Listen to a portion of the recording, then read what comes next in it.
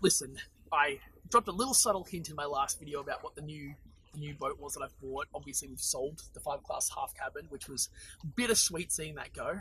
But ultimately, for a wide range of reasons that I mentioned in my last video, just had to be. So I've bought a new boat. Now, here's a story.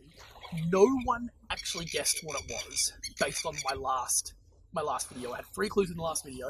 People got really close, but no one actually nailed it.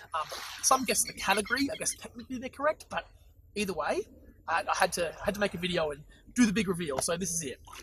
Come on over. Let's go check it out. So all I want to say now is this is very unconventional. It's not something that I went looking for. I actually picked it up in an auction. So a dealer that was clearing off a lot of stock. This was one that it was an experimental buy for them. So who knows whether or not they sell a lot of them. I imagine they probably don't. It's really quite a strange boat. Well, you'll see. This is it. Surprise. Check it out. So this is called a Razor Cat. It is effectively a Thundercat sort of pontoon inflatable boat style hull, but with this crazy fiberglass solid center console or forward console. So you've got regular steering, regular throttle, outboard motor, sit down, almost jet ski like scenario in the middle here, and then solid floor to stand on, pontoon hulls. Now, when these were created only a few years ago, these were first sort of developed, it was created with this idea that jet skis are great, but you can't take your whole family on a jet ski. Thundercats are great. You can go out in quite rough water and they're fast. They're pretty powerful machines. What does it look like when you combine both? And this is what you get. Now, when I say I wasn't looking for it, I mean that. I don't know if anyone goes looking for something like this, especially in this color. But hey, the auction appeared. I saw it live.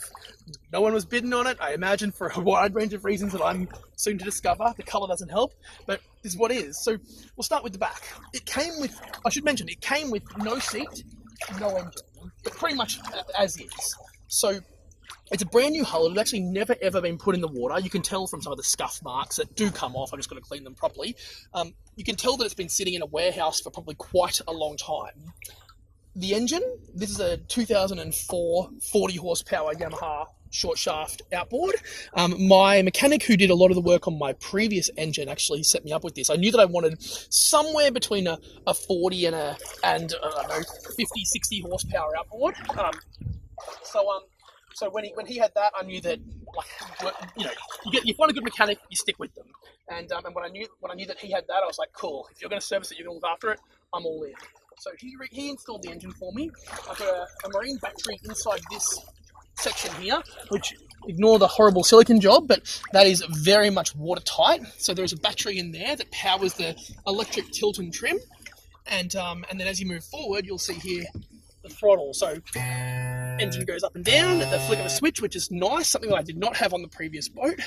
Steering set up, good to go. So that all works nicely. Electric start. You can also use the pull start, which is good. So that's the engine, that's the steering setup. It did not come with a seat, so this is very much a temporary solution while I work out what to do. I know that these ideal versions of this boat actually had like a molded, almost jet ski style seat. What I've got here is one that I just picked up, it's like a bench seat from a tinny. So my dad and I built this top frame, which is just a ply and then glassed painted piece of wood with an insert underneath, so that literally just fits straight in there. And then the these on the side here actually off a truck tray, so they just clip on there. Means it doesn't go anywhere, which is nice. So inside there, I've got a 24-litre fuel tank. I've got life jackets. I've got a couple of paddles. It's a new boat, new motor for me, so just in case, it's nice to have a bit of a backup plan there. As you move forward, it's got a little console here for storage. You chuck your phone or whatever in there. There's nothing in there right now, but nice to have some space. You can see that originally there was meant to be a gauge installed there. I don't have one, so I'll find something to fill that. Seagulls are killing us right now. And then this is where you obviously, if you're out there on your own or you're in the surf, that's where you plant your feet. So you've got plenty of something there to wedge your feet up against. Rego stickers went on last week. The hull itself is obviously solid fiberglass for the centre and then pontoons on either side. So if you get down low enough and you look actually down inside, you can see all the way through. So at speed, this actually sits up out of the water. You lose any drag, just sort of disappears, like in the Thundercat, where the whole inside there raises up as you pick up speed. So it works quite nicely. It's got a few different and I'm new to inflatables, so this is something that I'm not totally comfortable with it. There's a couple of sections here I'm learning about how hard you inflate it, how hard these hulls should be at any given time. This one here's probably got a little bit less air in it than it should, but it's solid for a little bit of a test run. And as you go around, the steering runs through to the section in the centre here, then runs right up onto the inside. All in all, crazy boat. Not a fishing boat, not a speed boat, not a surf boat. I don't know what it is right now, and I don't know what it's going to become. All I know is the one thing this gives me that the previous boat didn't is an open space, almost like a tinny, where there's actually more room in it than it looks. I've had 3 in it. I know that it's legally you can take 5. I don't think I would probably do that anytime soon, but I could theoretically. So right now it's a case of, let's see how it goes. If it works, awesome, I'm going to keep it. If it doesn't, and it's not what I want, I'll sell it when we move on to the next restoration project. There's a few little mods I want to do to make this a fishable boat, because it would be amazing for pulling up on sandbanks on. I think this could be a whiting machine, just because I can get into any water anywhere, right? Depth does not affect it, because obviously being the inflatable and being that catamaran style sits above the water. So I'm excited about it. I hope you guys like it. I know many of you are going to hate it. It's certainly not what brought most of my audience on YouTube to the channel, but hey, it's experimental, right? This is what we do hobbies for, to learn and play and so on. So let's check it out and see how it goes.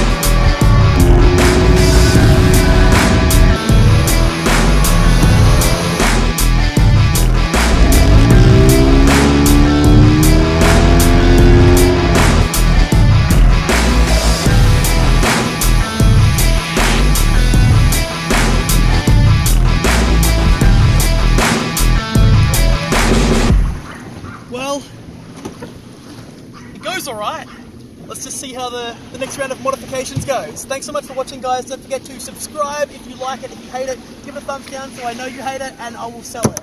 I probably won't sell it, but I would appreciate that anyway. Thanks so much, guys, and see you guys later.